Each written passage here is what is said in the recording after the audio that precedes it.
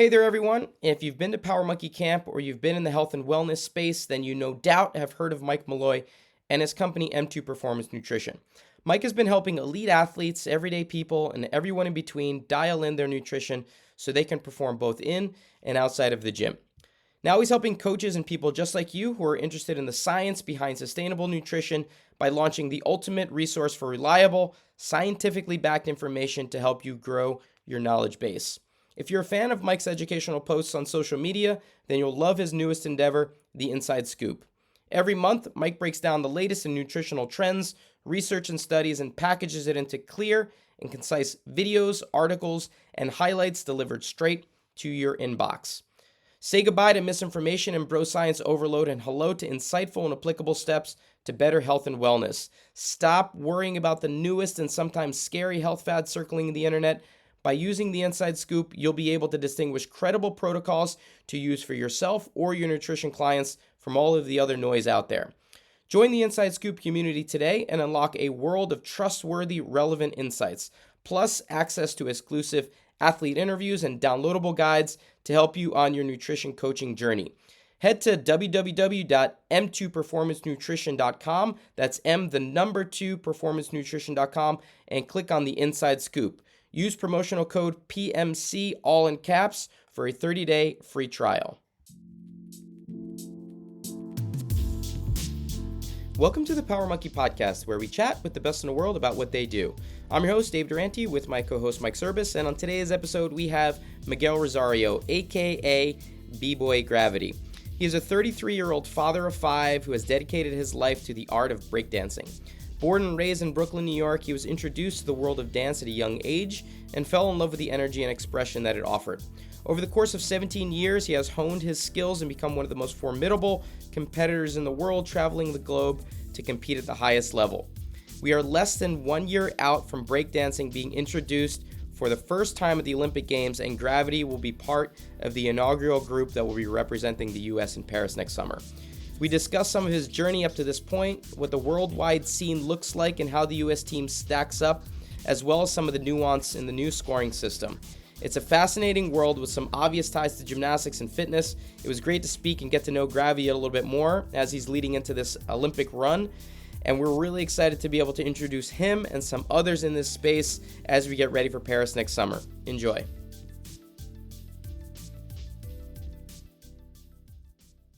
Well, Gravity, man, thanks for being on with us today. It's exciting for us to chat with someone with your background. We haven't had someone going to the Olympics next year in this particular sport, and we're excited to get this chat going. How you doing today? Man, I'm good, dude. It's kind of legend, man. It's kind of cool, But yeah, I'm great. Everything's good. So for us, our audience is predominantly in the CrossFit world, a lot of weightlifting, gymnastics, calisthenics world. And you're coming from the breakdancing world, a world that's completely new to the Olympics. Very exciting to see being added as a new Olympic sport come Paris 2024. And I want to get into it a little bit, but first I want to hear about your background. You're new to our audience. Can you give a little background in terms of how you got into the sport and basically qualified for the Olympic team? Yeah, so before breaking, man, I did gymnastics for about 18 years. And it was my life, my parents put me into it at a very young age. Both my parents were gymnasts, actually. And the 2012 Olympics was actually a really heavy goal of mine, man. I'd go up to the Poconos and do all these camps, and then I'd go to this camp called Gattaca, and I was just like heavily invested. And then when I turned 16, dude, I saw breakdancing like in person, like competition wise. I went to a jam, and when I went, man, it changed my life, dude. Like it was like the coolest thing I've ever seen. And it got to the point where I was juggling from 16 to 18, man. I was like juggling like high school practice, JO with USAG, and then like breaking practice. I'd come home at like midnight. And then slowly but surely, and that was me taking the train by myself. I'd come home at midnight, get up for school, do it all again every day. And then it got to the point where man, I started skipping gymnastics practice, like JO practice. And my mom one day, she just went to go pick me up. She's like, I guess for her, she was like, man, she got off early. And she was like, instead of him taking the train, let me go pick him up. and I wasn't there. My coach was like, "Man, we haven't seen him in a month," and he got states next week. And my mom lost her shit, and she was like, "Dude, we invest so much time into this." And I just told her like, "I really love this. Like, I really love breaking. It's way for me. It was like way harder than gymnastics at that time. Like, when you're doing the sport for so long too, like it becomes slightly repetitive. Even if there's new moves involved, it's like you're training all week, all freaking month, all year, and then you have X amount of competitions. It just became like repetition in my life, and breaking was like something new. And so she made me go to states. She's like, "You're gonna finish states, and whatever you want to do after that, whatever." Like she was pissed. And so I went to states. I won states, and then I had that opportunity to go further, and I was just like, no, breaking. So I fully invested all my time into it, and within the first 4 years, I was already traveling the world, competing at the highest level. And it was something I was doing, like, man, I'm talking like with my friends, probably like 6, 7 days a week, 5, 6 hours a day. It just did something for my soul. And it was like a place that I wanted to fit in, and when I like probably about 8 years in, man, I got sponsored by Monster Energy. That's where my life changed. So I went from going from like local events to like regional events, national events, meaning like and even the national events were like just local events, like in a gymnasium or in a bar or in a club. Like it was just super underground. It wasn't until I started traveling like to Europe and to Asia where there was jumbotrons and stages and 5,000 people and 300 competitors and going to these like international events. It wasn't like massive in the USA. It was the international events that really changed the game for me, perspective wise. And then about, man, so 2014 I got sponsored by Monster, and that's where like my professionalism started. Before that, it was like, yeah, I was just a street kid, just didn't give a shit, just out there doing my thing. But it was when I was able to like actually literally support my family through sponsors, and I started looking at it differently. I was like, wait a second, this is just one sponsor. And then now there's like deliverables and expectations and things like that. So it kind of changed my focus on it. And when that started to happen, I was like, man, to be one of the first breakers to ever be sponsored by Monster Energy, when that happened for me, I was like, man, this can do really good. Like this can be big. And I think it was in 2018, 2019, because I always said, man, if this was an Olympic sport, this would be crazy. And that was my thing, because that's the world I grew up in. And about 2018, 2019, where we heard like, oh, it's in the talks. And then when I heard that it was in the talks, I already knew it would happen. Like it's the hottest thing. It's in every cartoon. It's in every movie. It's in every show. It's in every commercial. There's something that has to do with breaking there, man. So, it was inevitable. Dude, that's incredible to hear that jump from gymnastics into this new world and where you found your passion. And obviously, I mean, I would love to spend some time talking about the gymnastics side. I think you grew up in Brooklyn, right? You grew up East Yeah, Coast guy. yeah. I think we probably know a lot of the same people. I was a Jersey guy, going around those same competitions, same camps. I was part of Team Gattaca back in the past as well. And, That's I, crazy. I've yeah, never spoken to anybody ever since then, yeah, like that has known anything about Gattaca. I feel like when I say yeah. it, people look at me like I'm making shit up. Like seriously, dude. It's like I say it and they're like, never heard of it. And I'm like, man, remember Eddie Cruz and like all these Yeah, they big were. Yeah, that whole absolutely. They were a little bit after me. I'm an old man now. I'm 10 years older than you are. And we were leading up to '08, there were a bunch of us that were kind of that first crew that were being sponsored. The Sean Townsends, the Sean Goldens, myself, Yes. Sasha Artemev. There were a bunch of us that were first sponsored with Gattaca. And then you guys were the next generation coming through, especially on the East Coast where it was pretty popular. But maybe that's a conversation for another time to just spend some time talking about gymnastics. But Yeah. the breakdancing becoming an Olympic sport, you said around 2018, 2019, you started to see that as a possibility.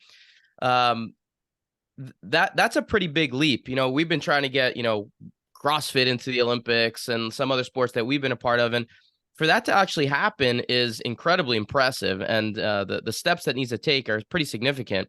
I saw that breakdancing is part of USA Dance and not USA Gymnastics, and for me, I was like, it seems like it could be a gymnastics subsidiary, something that falls under the NGB of gymnastics or the that headquarters, but it's under a dance. From you coming from a gymnastics background, do you see breakdancing as more of a dance sport or more of an acrobatic sport? 1000% it's a dance sport, but I would prefer it to be under the gymnastics NGB. And the reason being is because it's ballroom dance that's like head of everything. And Yeah. they don't know jack squat, no offense, about what it takes to do what we do. Because although it is a dance, it's definitely a hybrid between the acrobatics and dance, right? We've always known breakdancing to be, or breaking to be, an acrobatic thing, like from backflips to spinning on your head to spinning on a hand to flares and air flares and all these things, man. It's definitely something that I would prefer to be in the realm of gymnastics, as far as NGB goes. But it definitely has to be recognized as a dance, because although there's acrobatics in it, it's all done to the music. It's literally in sync, and we freestyle throughout the whole thing. It's not like we know what music's going to be played and so on and so forth. So it's like something to really be in tune with, and it is 1000% a dance. So Gravity, that was a big question we had when we were kind of prepping to talk with you, was the music selection. So that's totally random for you, like going into Dude, a yeah, man. So competition. we have no idea. We have no idea like who's gonna DJ the event until like the day we get there. We have no idea what music selection that person has. And most of the time we know that because it's live stream, it can't be like world battles or anything on the Olympic platform, Olympic channel. It's all live stream. They can't play music with copyrights. Okay. So they just, I'm like literally just make up music. So And they're it's just like, like custom mixing right there yeah, and for you whatever we guys. get is what we get. And that really does suck sometimes, because man, some DJs are just terrible, or the music they're making is terrible. And it's actually shaping the dance to be less dance and more acrobatic, because we can't really connect with the music that they're making. So sometimes it's just a round of power moves and flips and freezes, and it's like, where's the dance aspect in it? And so it is shaping like the next generation of breakers to be less dance orientated and more acrobatic orientated. I wonder if the DJ that gets selected to go to the Olympics becomes an Olympian. You Does know, that actually that's actually a happen? crazy thought. But it definitely will be history. Like, to be the first DJ to ever, spin for the Olympics is kind of Yeah. nuts. But my suggestion and I've spoken to some high level DJs before, is like, man, like, if you're gonna make music, dude, like get with some local bands. Like don't just push some buttons. Get with some local bands, and get your own sponsors, because the athletes, like for us, we have to find sponsors, man. I only have one sponsor as of now, and I have to figure it out. So me, like for them, in order for me to perform at the highest level, I have to figure it out. And in order for them to perform at the highest level, they have to figure it out too, and gain sponsors and things like that. And I don't think that they're thinking the same way we do, because they don't have that. Are they Olympian or not? Or are they Mhm. just the DJ for the day and we get all the shine, right? So like, there has to be there. That's a whole other conversation, But there's a lot happening. It's the first time. We're still trying to figure all this shit out.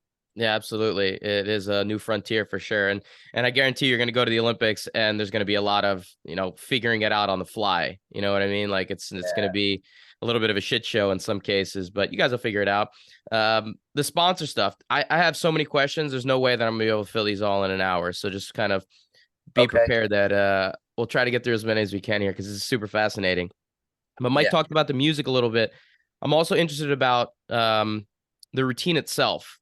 Like, how much of the routine do you have preset? Say, all right, I know I want to hit XYZ while I'm out there, and I'm just gonna have to figure out the flow to make that happen. Or is everything improv? Is everything improvised according to the situation? Okay. So all breakers have signature moves, you know, at least at this level. Um, everything is improv. Everything is improv. Everything is dependent on what the music is. Because I can be going left, and then all of a sudden I hear the DJ go, and they're about to hit like a bang, and I'll have to go right to spin and catch a freeze. So, and I wouldn't expect it. You know, there are some times where I go out there and I know I'm gonna start the round off with this, or I'm gonna end the round with that. And I can have some ideas, but depending on the music, that plan can go left. So most of the time, I have a few moves in my head, like, okay, these are the ones that I'm willing to use in this battle, and then whatever happens kind of happens from there. So then the training for that, Mike, jump in 1 second. The training for that seems to be very particular, right? If you're training for gymnastics, right, you're training for a routine. I know I got to perform this polymorph routine on this date in front of this judge. I know exactly every skill that I got to do. You know, even a football team that has to go against someone else still creates plays and preps for, you know, what might happen on the field. Yours is completely improvised. It's almost like more of an improvisation that might happen with a one-man show, or like somebody that's, you know, up on stage, kind of battling, just it's a rap battle, whatever it might be. It's similar in that sense. Do you, what are your training sessions like? Is it, you know, training in the same way, just throw me some random music and I'm going to come up with something? Or do you have kind of structure to the way that you guys train? Yeah, so I'll speak on myself. So the way that I train is I play like mixes and random music. Some of my favorite songs, some music that I wouldn't normally break to. Um, and I do train, like, let's say my power moves, like I'll run combos all day, like different combos, break them up. So let's just say I have a series of 10 to 15 different power moves: windmills, head spins, back spins, 90s, air flares, so on and so forth. And then I run them in different sequences. And then sometimes I'll try to do them to the music, or, you know, or so on. But the goal is to always be able to execute those moves at the fastest, lightest level. So training most of the time has to do with muscle endurance for me. And it's a sprint. My rounds are 45 to a minute long max. A minute long is a long ass round, you know? So let's just say 45 seconds max. I have to be able to dump enough difficulty, enough creativity within that 45 seconds. So I will literally, I probably ran through every scenario already of ins and outs of moves and combinations and footwork steps, and so I'm constantly testing my body's responsiveness. So my responsiveness, the level of my responsiveness would be like, how fast can I respond to the beat change, to a music change? How fast can I respond if that person, like, because it's a conversation as well. So if you go and you hit a crazy air flare combination out of nowhere, I may have had a whole idea in my head, but I have to respond to that in order to show that there's an engagement here. So I will have to switch up my plan. So that's why for me, it's important to just have everything strong so that I'm ready for improv, right? So I'll practice my power, I'll practice my footwork, my freezes, my dancing, and then I'll practice putting them together in different combinations, different formats, different textures, different shapes. And then I just kind of like hope for the fucking best when I go out there, right? I just make sure that no matter what happens, I don't get tired. So I have to be able to, like, so right now my training consists of me doing daily, or Monday through Friday. I'm doing 5 3-minute rounds. So I'm dancing and breaking for 3-minute intervals, 5 rounds. And that's like the beginning of my practice. So after my warm up, and I have an intense warm up. So and I take a lot of my warm up from gymnastics, like presses and toe raises, and, you know, I don't know, bro. Like everything that I've learned in gymnastics, I apply to my warm ups, and I think that's my edge. That's how I was able to like level up so fast, was because of gymnastics, but the discipline. So, you know, let's say I have a heavy warm up, then I go right into like 5 rounds, and these 5 rounds of top rock, just dancing up top, will be for a whole song. So I'll do a whole song, then my son will go. I train with my son. And then my son will go, and then I'll go again for a whole song. Then my son will go. We'll do that 5 times. And right after that, so it's all basically like muscle endurance and stamina, and then just constantly freestyling, you know. But I do have sets. I do have like short sequences of moves that I can do on a regular basis that you probably see at every event. Like, and that I'll be able to throw within a freestyle. And I've been doing them for so long, or I have them so locked in that if I need to go right, boom, I can go into a set because I know exactly how I'm going to come out of it, you know? I think I know Dave's going to ask you more about the warm-ups and the training, and I definitely want him to, but as somebody who's not a dancer, wasn't a gymnast, and like questions that I always had watching gymnastics, and I think a lot of our listeners would have that, not just with gymnastics, but now with breaking, would be like judging and scoring. So like you're telling us different things with power moves and combos and everything like that. So if you're in a battle with another guy and it's 45 seconds, are you being scored on like the amount of power moves plus combinations, or like what's kind of the, like, are there a code of points like they have in gymnastics, like certain things are weighted more? Like what's the scoring look like? Yeah. So off rip, judging and breaking sucks. Like, let's just fucking sucks ass, bro. So it's always going to be preference, right? At the end of the day, do you think this was more difficult? Some breakers don't have power moves. Some breakers do. And some judges have been doing this a very long time and have seen the evolution of it. Some have not. So the system that we have now for breaking focuses on mind, body, and soul. Mind would be my ability to respond to my opponent. So if they do a move, can I do what they did better? My ability to control the floor, how much space am I taking up, and so on. Then there's body.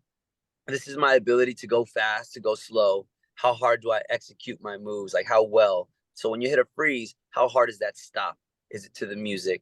And so on, right? So, and like my dynamics are not just a power move, like a backspin or a windmill is a power move, but I can do a move that's powerful, that's not a power move.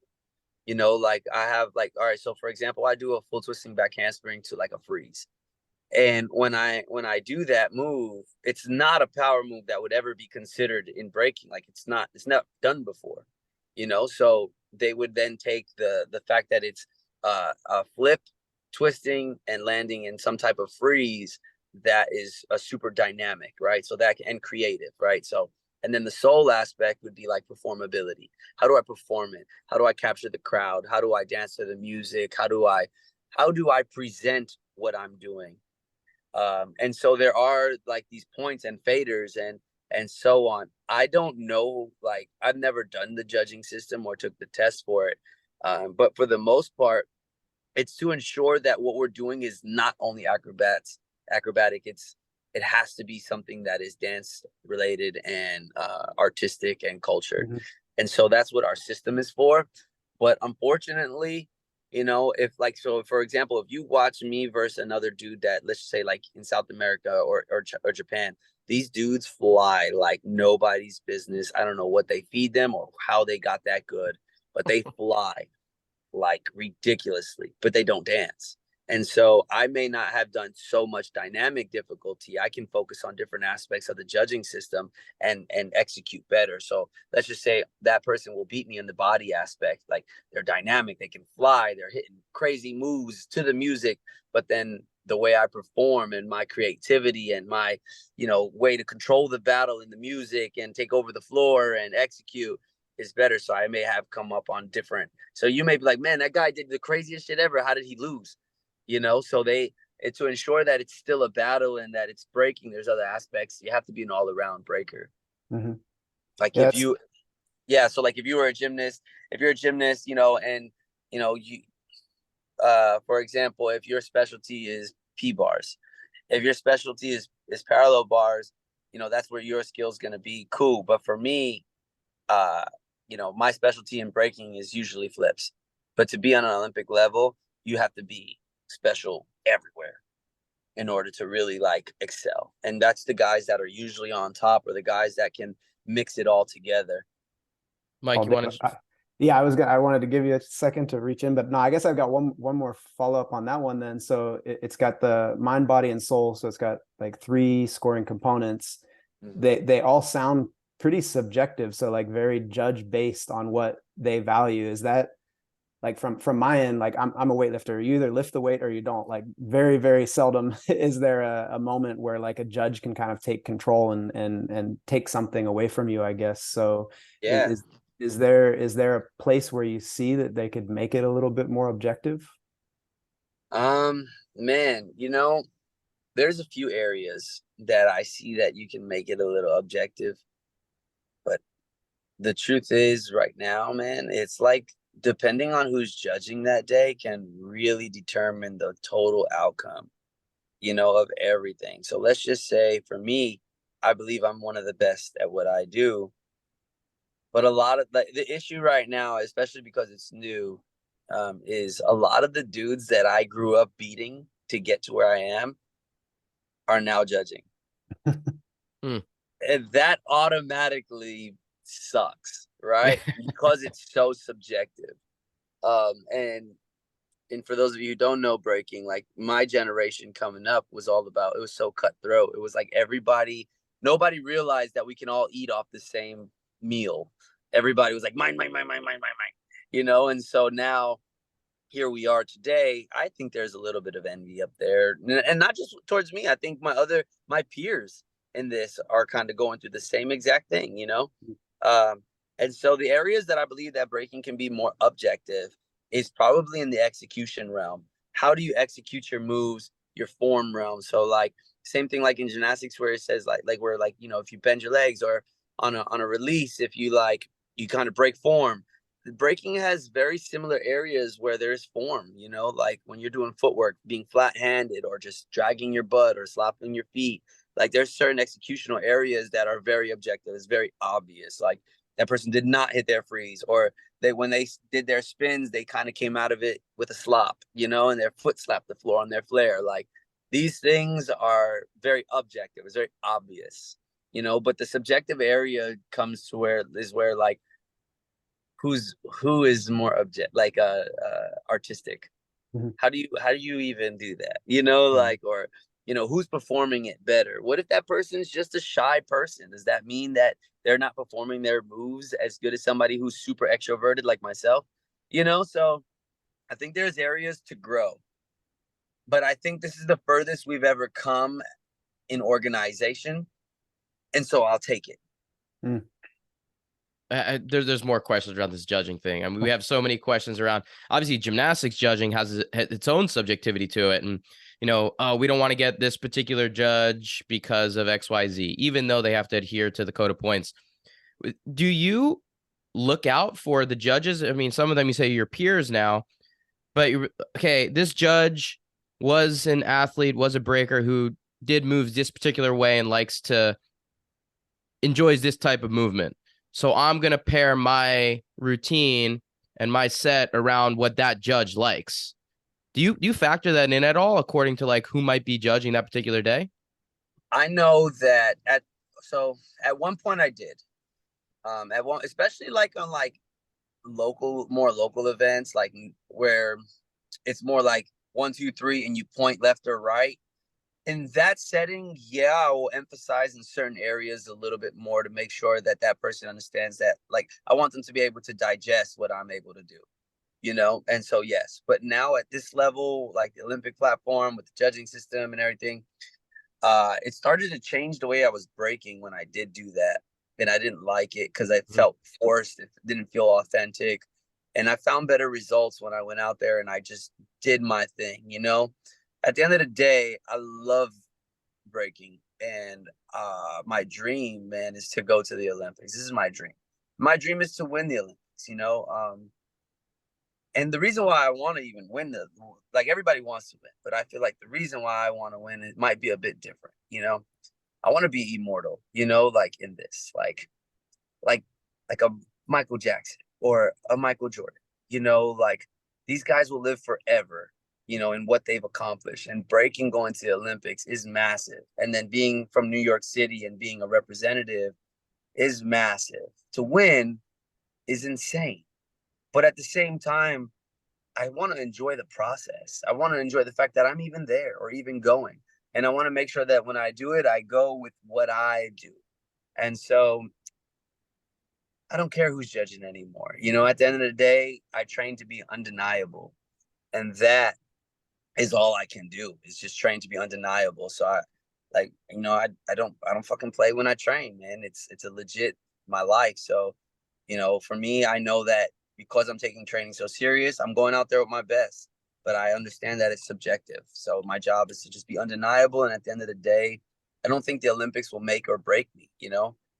There's so much, the world is so big, and there's so much opportunity, so many different work like aspects that, you know, I will never change, you know, what I'm doing for a judge, you know, because they preferably dance this way or move this way. I get excited when certain people are up there because I'm like, oh man, this person is from a generation where they understand how I move. So there are times where I'm like, man, the judging is in my favor that day, you Mhm. know, and so on. So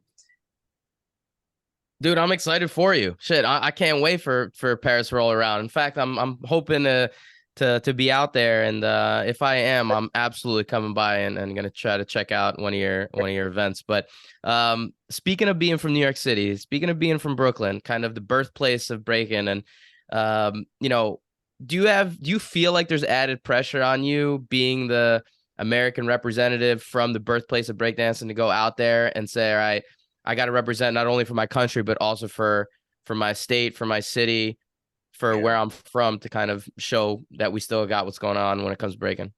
yeah, man. If I don't, I'm the only New York representative in the United States that is even on this platform. And Really? yeah, so there's other breakers that are from New York. There's one other. There's one other break. Oh, two. I'm sorry. I'm lying. For the guys. For the guys. Sunny, who is like ranked number one in our country, she's from New York as well.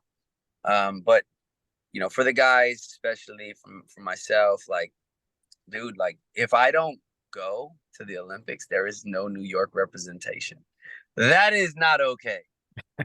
You know, like so, and I carry that, and I don't know if my scene, like my community, is like that putting that pressure. They're super supportive. I know they all believe in me, but I know I carry that because I don't want to be the guy that had the opportunity and then drop the ball. I Fuck, I love want. it. I love it. And it just makes me excited to know that somebody from Region 7 too is going to be out there and performing.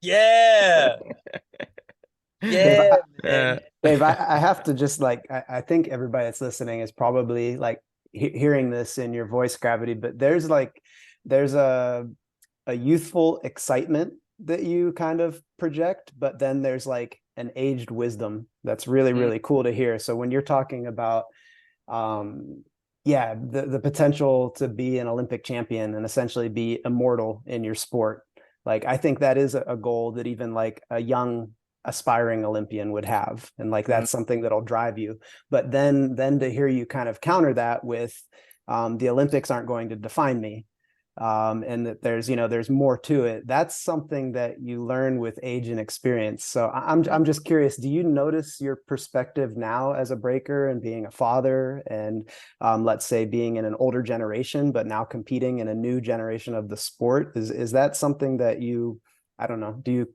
contemplate that, do you reflect on that, is that impactful for you?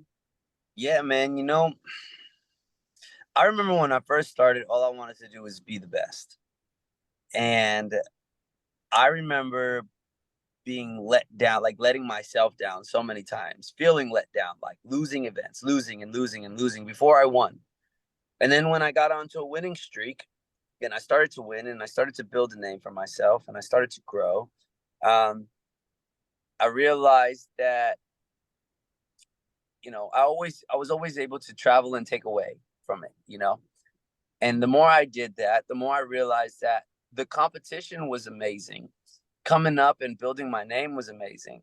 But what was more amazing was like, dude, there's not a country in this world that I can go, and I go to, that if I needed help, I couldn't get help. I can get help anywhere in the world because of breaking in that sense. There's my community is so large. And I think that's what started to take over, was the love for that. And I would win so many events, and then it'd be such a high that we'd be on, and then I got to go back and do the next thing, or man, there's opportunities in this world, or, you know, it's like, it's something great for the moment, but it doesn't define who I am, because outside of that day or that weekend, I'm still like, I still have to create a sustainable ecosystem for myself, my family, you know, and in order to do that, you know, it's so much more than the competition. And I didn't learn that until I became a father. You know, I actually became a father at a very young age, at 20 years old, actually 21. But uh, you know, I always had to. It was always like survival mode, and I didn't want to do that. I didn't want to be in survival mode, so I had to change my mindset. You know, and I went from just being like a massively harsh competitor, all I cared about was competing, to now like, how do I create a sustainable ecosystem for myself? And now that I have that, how do I do that for my community and the next generations? Like, my son wants to go to Brisbane 2032. Like, if that's going to be the case, like, how do I help this guy do that with that? He doesn't have to like go through everything that I'm going through, you know, to survive. So there's this, I mean, breaking has just taught me so much. Like, competition is great, man, but I'm so much more than a competitor now. And that's, you know, just through trial and tribulation. Dave, I know Uh, you have to have some feelings there. No, I mean, just being a dad myself. I mean, you have 5 kids, and you're still training. I really have no idea how you're doing it. It's just like a testament to your work ethic and your ability to be able to pull off all the things that come along with being a dad. You know, an elite performer, a businessman, someone that's trying to actually tackle and put all these things together in one piece. It's commendable. It's impressive to watch. You Thank you. mentioned your son. Is he the only one of your 5 that's interested in the sport right now? And how old is he? So my son's 11, and he's the only one that is fully embodied in it.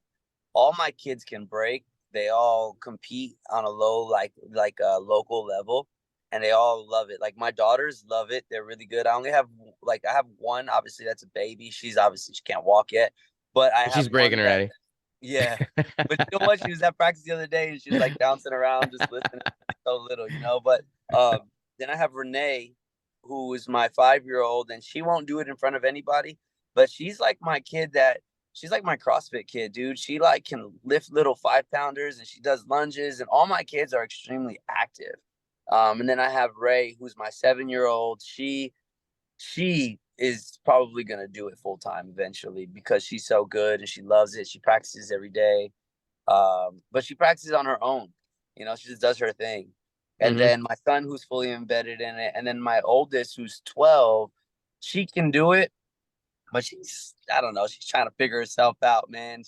All my kids are more than capable, but I think they all like my oldest, she has her own nail business. So she's 12, and she creates like nail sets, and she sells her sets, and then she has Oh, people that wow. come in, like she does kids' birthday parties, and she's a kid herself, you know, but That's amazing. you know, we teach them about business and you know, creating their own income and building their own personal brand, and whatever they want to do, they'll do. But my son is the one that is like, man, you know, I didn't think he was gonna do it. When he started doing it about 4 years ago, like full time, like hardcore. But he was always in it. Like when he was 2, he can like head spin, and I would give him a helmet, and he would like a BMX helmet, and I wouldn't let him put it. I wouldn't let him put his like his own head down, and he just started going for it, man. And then about 4 years ago, I just made him like stuck him in the garage with me, and that was it. From there, we just kind of went like he fell in love with it, and now it'd be 3 in the morning, man, and I wake up to get some water if I'm not able to sleep, and he's like on his phone, you know, and watching battles. And you know, he asked me last year if he can start homeschool.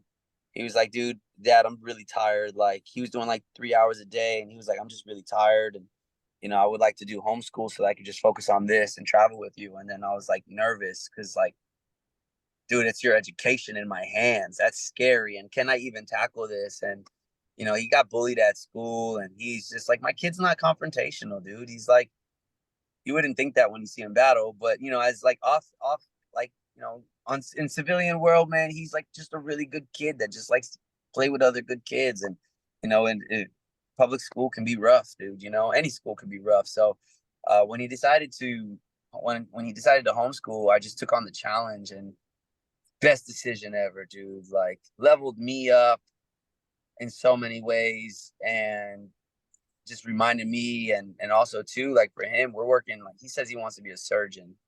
You know, like he likes brain, like he like wants to do brain surgery. He thinks the brain is incredible, and so we do a lot of science and we do a lot of chemistry. We do a lot of like projects, and like I don't know, man. It put me it set me straight too. You know, like just created the schedule where, you know, we're up at 8. You know, we're at my studio by 9. We do 2.5 hours of schoolwork, and then we do 2.5 hours of training, and then we have lunch. And he comes back to train with his team, and then he has an hour-and-a-half break, and then he does 2.5 hours in the evening with me. Like that's his day. He's like a gym rat essentially, you know. Hmm. But this was all his choice, so I kind of let him rock until he made that decision. So I'm hoping to do the same with my daughters. Wow, what an experience for them, man. I think we gotta. Is there anywhere we can get a day in the life, kind of a video, see what's going on with you guys, and see what the studio looks like, and see you guys I training? think Do you Yeah, man, I can put something together and send it for you. Send it to you guys, man. That's amazing. I would Dope. actually like to see a Dave in the life of Gravity. So like Gravity, I think you need to let Dave come down and Oh my God, I'm the worst dancer in the world. Nobody needs to see that. Man, I you would- know what we did though? A buddy of mine, we put together like these different video ideas of some cool things we can do. And I haven't touched an apparatus in like 10 years. And a part of me just wants it. Rings will probably be the only thing. I had a shoulder surgery, so I feel like rings would be like the only thing that would really kind of affect me. But like, I would love to jump on P bars, or I don't Do even it know if I after could the do Olympics. science. After the Olympics. After you're done, Yeah, don't yeah, mess with yeah, anything yeah. right now. No yeah, doubt. you're not allowed. Yeah, you know, but anyway, so we talked about just doing like getting with other athletes and just messing around in their sports and their realm, and then introducing them to ours and seeing like the difference, and like talk about the experience of where the strengths were, the weaknesses, or struggles were, or the, you know, or the strengths, you know. Well, Absolutely. That's I've what's got been great about CrossFit with us. Dave. I've got two questions for him. Then that just Yeah, line go right for up it. with that. One, like Dave said, yeah, don't do anything weird until after the Olympics. Like Yeah, yeah. just yeah, stay the course. Do what you're doing. But two, after the Olympics, I mean, if you want to do that, then you have to come to Power Monkey Camp. So you have to come to our Go. camp. It's at a gymnastics center. We like we make it a hybrid. It's still got not all the apparatus, but a lot of the apparatus, the trampolines, the springboard floor. But then we set up like, you know, weightlifting stations and running and jump rope, every type of fitness that you could imagine. So I think you just come there, you can do whatever you want. But my main question, you kind of brought it back up with training, was so like you're a flipper, like you're known for flipping and being, you know, pretty explosive, right? Mm-hmm. Do you practice any of your like let's say any of your flips or any of your higher level skills on like a trampoline, or is it all just on your normal floor? Man, so let me just bring it back real fast. So the only reason why I can even flip on hard floor uh is because I got kicked out of the gym, right? So I got kicked out of the gym in the summer. My coach was pissed. I was being like arrogant, I guess, and just wasn't listening. And he was like, "Man, you're done for the summer." And I was being a dick, bro. I was like young, you know. And I started street tumbling in Coney Island and flipping every day. Like I just found it, like I couldn't go to the gym, so I went to the beach and was with my friends and flipping every day, flipping every day. So when I started breaking, I would flip in my breaking, but it wasn't until I went to like the gymnasium and they had some panel mats down, and I was like, man, it'd be crazy if I could do like a double on here, you know? And I went for a double backflip, landed it, stuck that shit harder than ever, and I landed on some panel mats. And it was the coolest thing I ever did. It was like, I can't believe I did a double back. This is in 2006. And um, then one day, me and my crew were in the train. We started battling the guys that do street performing, and we're in Times Square, and these dudes we're throwing tumbling passes. So I'm like, round off, whip, back handspring, double full, and these guys are like whip, whip, whip, whip, double full, and it's like getting to the point where we're running out of things to do. And I was like, my crew was like, dude, you gotta do it, you gotta do it, you gotta do it. And I was like, oh, and I went for it. I was like, round back handspring, and just from standing, there was no run. It was from standing. It's just from right where I was, just like snap down, back handspring, double, and I stuck it. And the crowd goes crazy, dude. Ever since then, I started throwing them in competitions. Well, as you like progress in breaking, you start like I'm known for flips now, right? So I'm, full punch front, double backs, 1 3/4. Like I'm throwing these wild things, and then people start making fun of me, and they're like, "Dude, you don't even got footwork. You can't dance." Blase, blase. So then naturally, I start working on these things, and I stop working on my flips. And it was a few years ago, dude. I went for a double. I haven't done it in a while, and I was just like went for it in the competition. It was like an intense battle, and I was like, man, this is how I'm gonna get. I'm gonna change. I'm gonna turn the tables right here. And I went for it. I landed a little short and crashed pretty bad. Landed full. Like I opened up. You can count the wind as it's coming, and I was like, holy shit, I'm too low. And I, when in doubt, tuck it out though, right? So Uh-huh. I go, and then I just on that second rotation, I see the floor, and I open up to catch myself, and I just like full like belly flop, boom, shoe pops off. Oh. People make fun of me on the other side, of course, and blah blah blah. I finished my round. I didn't get hurt. I didn't get hurt, but then I thought to myself, do I want to get hurt? And I have not done the double back since on hard floor, and it was like 3 years ago, so I haven't done a double back since.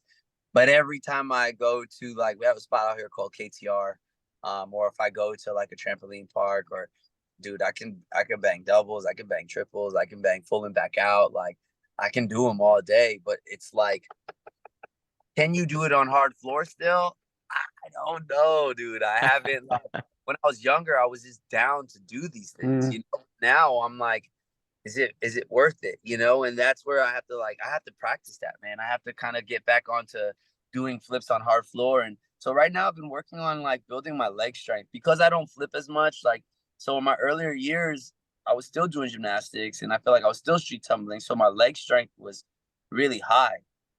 Now, I don't think it's the same because I don't do it as much. So I started doing this knees over toes exercise, and I'm starting to feel great. Like my legs are starting to feel stronger, and just being able to jump. And that's what I've been working on, man. And so I do follow some different CrossFit like Instagrams, and they show like different leg workouts and things like this, because I want to, now that I'm older, I'm 34, man, I really want to get back into like being able to explode.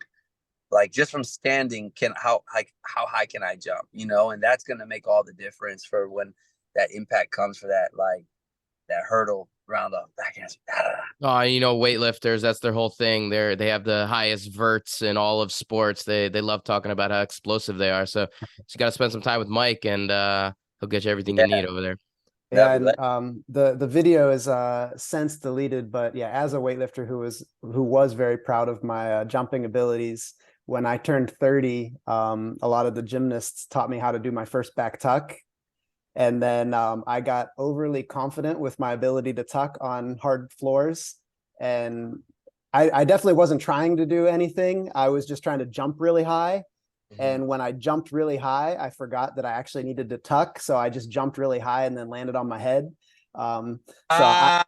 I did one about a year later just to tell myself that I could still do it, and I haven't done one since. So I can. Mike is not allowed to do Yeah, backflips anymore. They've actually banned me from backflips over the age of 35. He filmed that one. There's a video of it, and he knocked himself out cold, and he's just laying there until he wakes up and then turns the camera off. I'm like, Mike, this is never allowed to happen again. So, he has all the power in the world, not so much great with the air sense. Yeah, the air sense wasn't there, but I can definitely support you in the sense of having those legs strong and the knees over toe stuff and all of that. That's going to be really, really helpful for you, and more than anything, especially with having those kids and your son wanting to go to Brisbane. Like, you want to be longevity, like you want to be able to still be training with him and your daughters and everything for the next forever.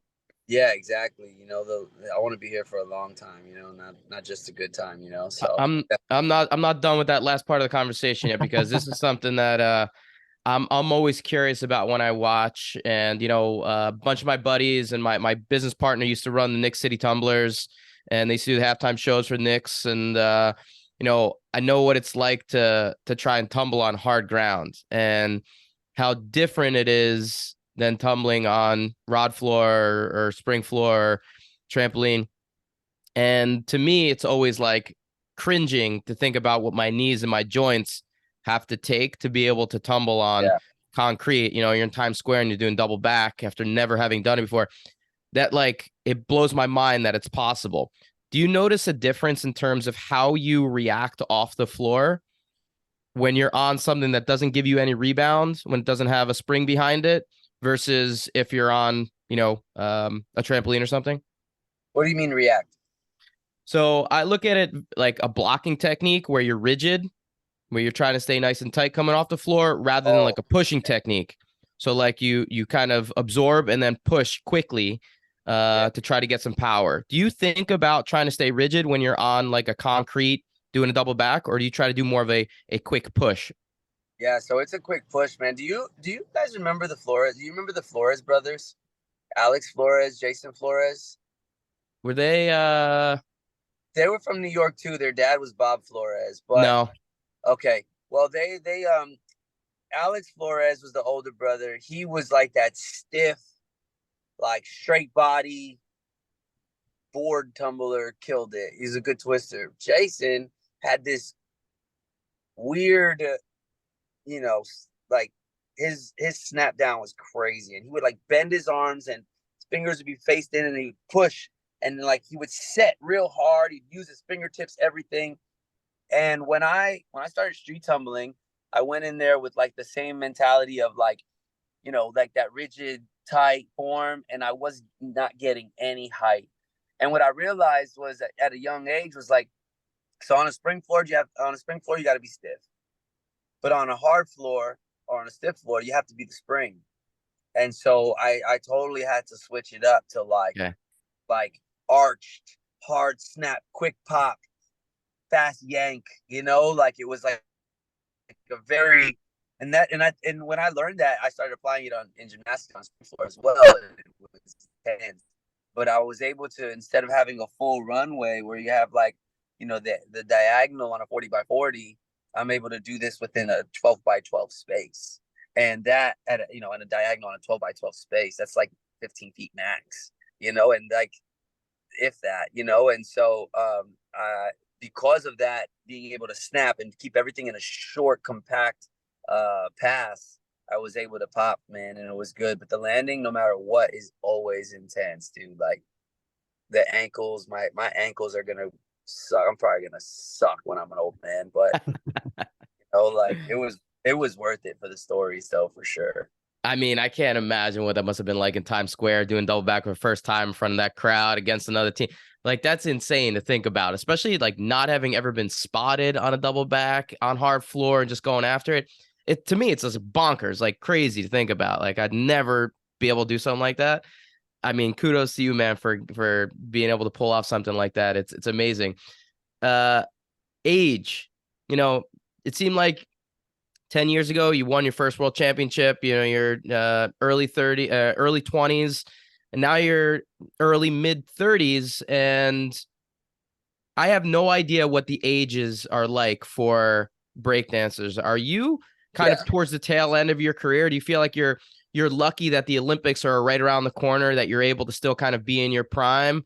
Or are you like, man, if the Olympics were 2028, if this was in LA, I don't think I'd be around to be able to still perform at my peak? correct. I think that I'm at the tail end of the Olympic pathway. So there's no way, there's no way 2028 physically.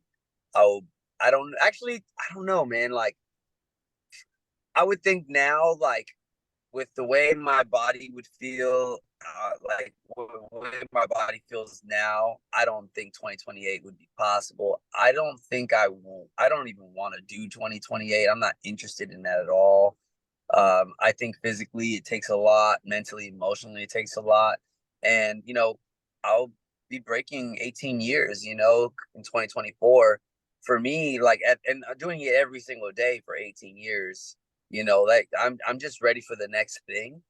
But I think I'll be able to still compete. So like, I think by like even the age 35, 36, 37, I have peers that are crushing it, you know? Mm-hmm. Mm-hmm. So as long as I can continue to take care of my body, I'll be fine. But to put like the pressure of my country on my back again, I don't think so, man. I think I'm done. I'm at the tail end of that one, you know? Yeah, I get So it. I mean, I'm especially super lucky, dude. especially with your son, 11 years old, showing probably how quickly he comes back after a hard workout and is like, I'm ready to go again. You're probably like, shit, I don't have this in me anymore after watching what an 11-year-old is able to recover from.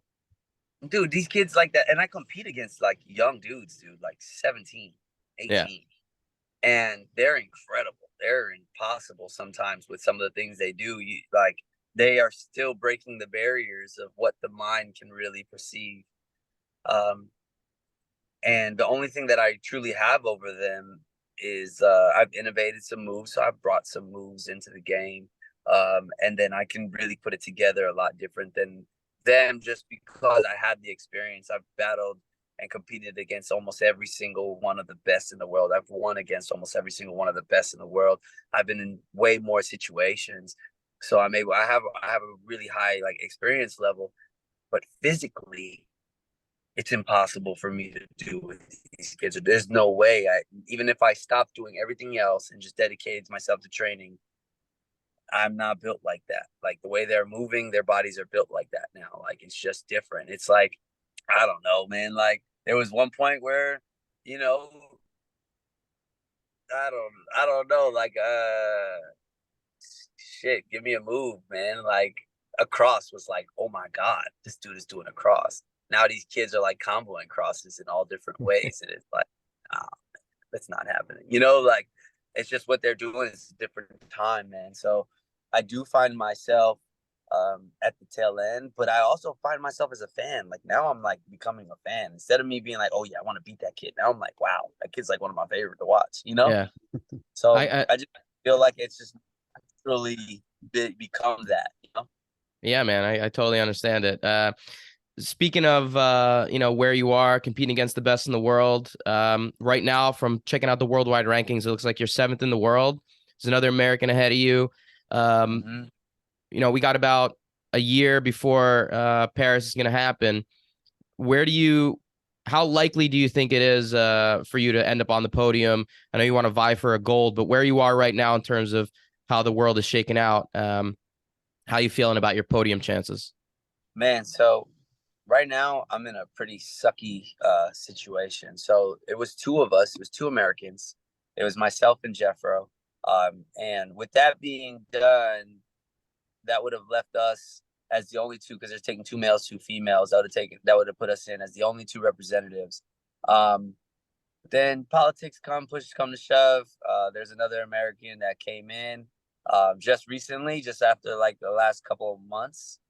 Um, Came in, got a couple of events in, and now finds himself within, has enough points now to where one of us is going to be left out of this, right? And so there's an event called Belgium World Finals that dude that came in, his name is Victor, he came in and has access to. If he wins that event, he gets a direct quota, like he fills a quota and gets a direct pass straight to the Olympics. And then myself and Jeffro have to compete to see for three. We have to do three events, and the one with the most points out of those three events gets to go. If Victor doesn't win, there's Pan Am Games that myself and Jeffro have access to in November. If one of us wins there, we get a direct pass. So let's just say I win in Pan Am Games, I get a direct pass. And then Jeffro and Victor have to play for that last slot. Or same vice versa. If Jeffro wins at Pan Am Games, then it's me and Victor that got to go for that last slot. So it's still up in the air, but it's just three of us in the running, and like in our whole country, there's just three of us in the running. And the only difference is I've been on this platform with Jeffro for the last 2 years, and depending on who you know and how hard you push, man, there's a will, there's a way. So he's a lot more fresh right now. He's not as burnt out. He hasn't done as many events. I think in the last 4 months I've done like 100,000 miles traveled. Oof. And competing almost back to back. And these events, they're 20 hours long, literally, and they're pretty intense on the body. So Victor has a good chance, though. I won't lie. The day, like, I still find myself a fan of breaking. I'm happy it's going to the Olympics type deal. But the competitor in me is like, nah, fuck that. Like I'm ready for this no matter what. Even if I have to go to OQS in 2024 right before the Olympics, the goal is like, it's not over till it's over. And Mm-hmm. I have that, and that's my mind state. And I think as long as I have that and I just stay focused, remember, like, breaking subjective, one, two, I can't get upset about the things I don't have control over. The only thing I can fucking control is, am I going to, execute the day that I need to? And as long as I do that, I feel very strongly about myself. Love it, man. Last quick question here. Do you think one of the three of you could win gold medal out there next summer? Yes. Yeah. Awesome. Yeah. I don't think it'll, yeah, I think it'll be ridiculously hard, but I think that we can do it. I think USA has always led the forefront on that. And although, like, Canada and Japan are in the lead right now, it's about the event you win, not how much you win. It's when you win. You know, and right now it's okay that they won the qualifiers and stuff like that. What's important is the day of Paris 2024, August 11th, who shows out that day, and that's the day that matters. Pump, man. Can't wait. Can't wait to see it all come down. It's surprising to see. I mean, we're used to it on the gymnastics side to select the Olympic team, 2 weeks before we leave for the games. You guys are a year out, and obviously it's not fully selected yet, but it's maybe a little bit of peace of mind knowing that you're in the running this early out, and can kind of put some things in play to make sure you're peaking at the right time come August 11th next year. Appreciate the time, man. It's great chatting with you, getting to know you a little bit more. I really hope that we can see each other in person at some point and get to see what what you're doing with your training and everything. Before we get you out of here, we got a couple of quick questions if you're up for them. Let's do it. Come on. First one, I think I know the answer to, hopefully. What sport or discipline do you prefer, weightlifting or gymnastics? Oh, gymnastics. Easy. It's not always the case with the guests that we have on, so I appreciate having a former gymnast on board. Two, any guests that you think would be great to have on the podcast, someone that you've come across recently or someone that you think would be a good interview? I think Jeffro would be a great interview. Although he has no gymnastics experience, he loves CrossFit. He loves exercising. He loves being in shape. And then just really getting his perspective, because he's an explosive B-boy without having flips and crazy power moves. So to get his perspective on just fitness, the human ability physically, and just dance and breaking in general, I think he'd have a really good perspective. Awesome. Love it. Last one here. Any books or TV shows, if you're not a reader, that you've come across that you think would be good for our listeners to check out? Yeah, man. The book Contagious is a really good book. It's just contagious how things stick. It's about building your personal brand, and or to build a business that, builds a need or a want or why, like, why am I going to buy that product, or why do I go here? It's about building that up. So for me, that's probably one of my favorite books. And then Shoe Dog. Oh yeah. And then Shoe Dog. Yeah, Shoe Dog is my Phil Knight. Oh man, that's the one. Love Shoe Dog. I live 15 minutes from Nike headquarters. I'm all in on Nike stuff, so I love Shoe Dog. That's the yeah. Gravity, thank you so much for the time today, man. It's great chatting with you. Like I said, we're pulling for you, East Coast guy. Want to see you represent New York City and US come Paris next summer. And if there's anything we can do to help out with that journey, you got to let us know. I appreciate it. Dave, Jordan, Mike, man, I really appreciate you guys' time, man. Love what you guys are doing, man. And after the Olympics, I definitely want to come out to you guys' camp. We'd love to have you, man. Oh, you're in, man. Let's go. Hey, Dave, question. Yeah. My total idol in gymnastics, Blaine Wilson. Do you ever talk to that guy? Yeah, I do. He's a friend of mine. Absolutely. Yeah. Blaine's kicking ass still. He's got a couple of sons now doing gymnastics too that are pretty good. He owns a gym in Ohio, Integrity Gymnastics. For all of you out there wanting to maybe put your kids in sports in the Columbus area, Integrity Gymnastics, one of the best in the country. Blaine's kicking ass. Dude, man, please tell him I said hello. And man, just you guys keep crushing it, man. I appreciate you guys' time, for real. Thanks so much, man. Absolutely will do. For all listeners out there, please be sure to head over to powermonkeyfitness.com for services and upcoming events.